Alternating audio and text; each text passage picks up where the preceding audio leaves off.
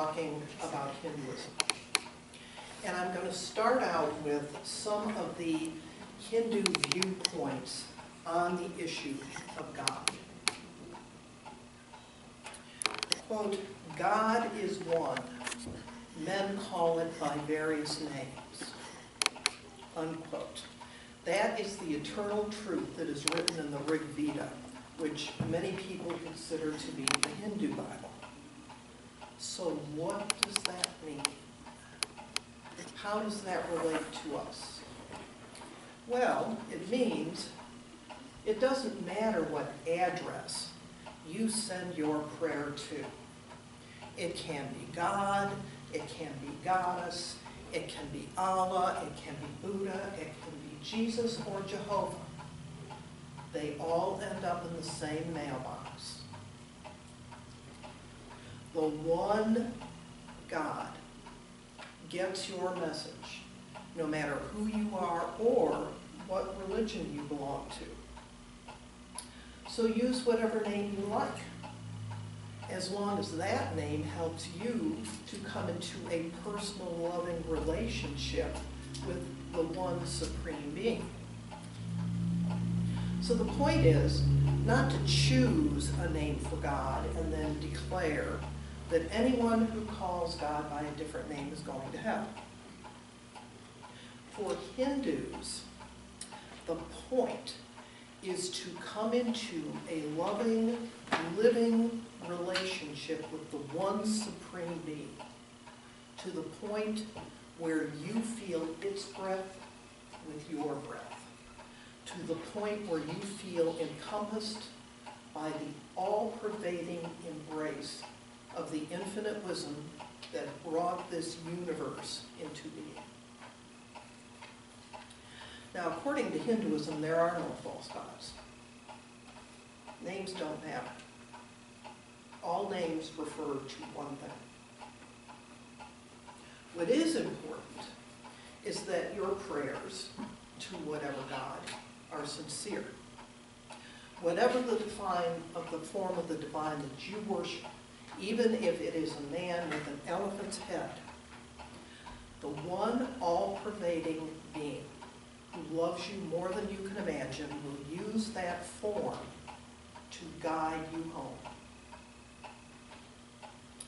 Now I'm going to talk about the differences between the Hindu beliefs and the Judeo-Christian and Islamic traditions. And the differences in these two are dramatic. Jews, of course, believe that they have a very special relationship with God. God chose them for his special loving attention and created laws for them which sets them apart from the rest of humanity. Hindus do not accept the concept of a chosen people. For Hindus, God's relationship with every soul is special. Now, the metaphor that is commonly used by Hindu saints is that the Supreme Being is like the sun. The sun shines equally on all people, regardless of what social class you come from, whether you are male or female, whether you are a good person or a not so good person, and certainly regardless of what religion you belong to. The Jewish idea of what it means to be a prophet and the Hindu idea of what it means to be a seer are also radically different. In Judaism, Yahweh speaks to his prophets, who then in turn deliver the message to the Jewish people. Now remember how I told you in the East, they have been studying and looking at energy and consciousness for thousands and thousands of years, long before we started doing that here in the West, okay? In Hinduism, the consciousness of the seer merges into the consciousness of the Supreme Being. For Jews, the Creator and the creation, which of course is us, are radically distinct. That's not the way they look at it in Hinduism. In Hinduism, they believe the divine being emanated us out of its all-pervading awareness. And therefore, it makes sense that we are able to merge our consciousness back into the source. It is like a wave in the ocean. The wave picks up, it's separate, still connected, but separate, and then it will subside back into the source. Basically, what they believe is that whatever this supreme being is, whatever it is, and they say that it is beyond names, that it is part of everything. It encompasses everything. We are not separate. We are not alone, even though we often think that we are. Now, in Orthodox, Christians believe that Jesus took on the sins of the entire world. Hindus also believe that saints can take on the karma of their disciples. To access the saving grace of Jesus, it is absolutely necessary that one worship him and him alone. Now, the Hindus find that idea very perplexing. Many Hindu saints devoted every breath of their lives to the love of God and service of humanity. Why would anyone be sent to hell because they have never heard of Jesus? In Hinduism, there are two great principles at work in this universe. One is karma, one is kripa. Karma means justice. Kripa means grace. Now, despite huge campaigns and outlays of hundreds of millions of dollars, Christian missionaries have had very little success in converting Hindus. And this is largely because the Hindus see little justice or little grace in any god who would condemn all of their ancestors to hell because they had never heard of Jesus. The Hindus believe literally, as you sow, so shall you reap. But in Hinduism, there is no eternal damnation. They believe that no being, no matter what they do, can sow enough karma over the vast stretches of eternity that God cannot find a way to bring that lost soul home. They believe that every being deserves and receives God's grace, and that no one is ever lost. Yes, we screw up. Yes, we make mistakes. We do things we shouldn't do. We will never be lost. Probably no religions are as radically opposed in their fundamental beliefs as Hinduism and Islam. The Muslims believe that it is a spiritual crime to create an image of God. Now, the Hindus believe that used with proper understanding, images of God, such as the various statues that you will find in a Hindu temple, are an excellent way for people to focus their mind on the divine. Now, keep in mind, I had somebody tell me one time, oh, those Hindus, they're a bunch of nuts, they got all those gods.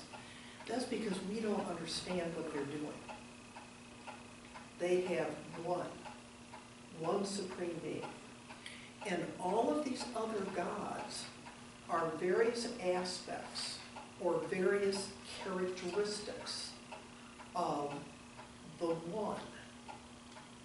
So, for example, this enables people to find the aspect that touches them, that speaks specifically to them.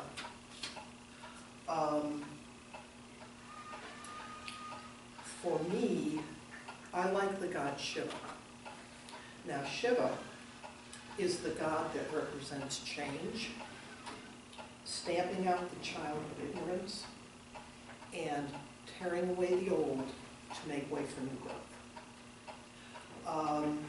Because I decided at some point in my life, everything is about change, so maybe I better make peace with this and understand it better. So that God, that aspect, would be something that would appeal to me. But I still know this is just one aspect of the one.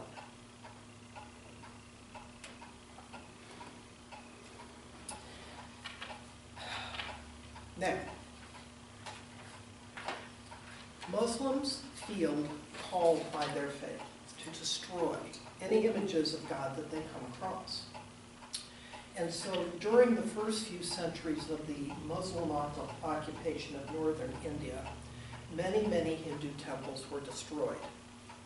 The destruction was so complete that today you have to go to southern India in order to find a truly ancient Hindu temple.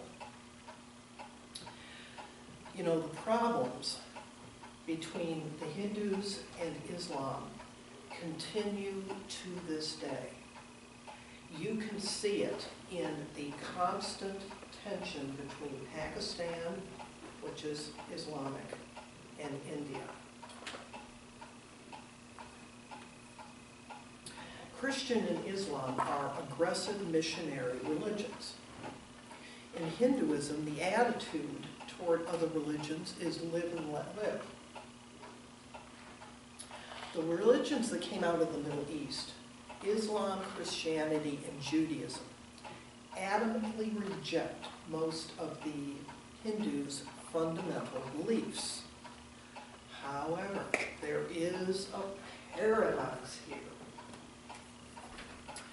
All of these religions have a mystical tradition.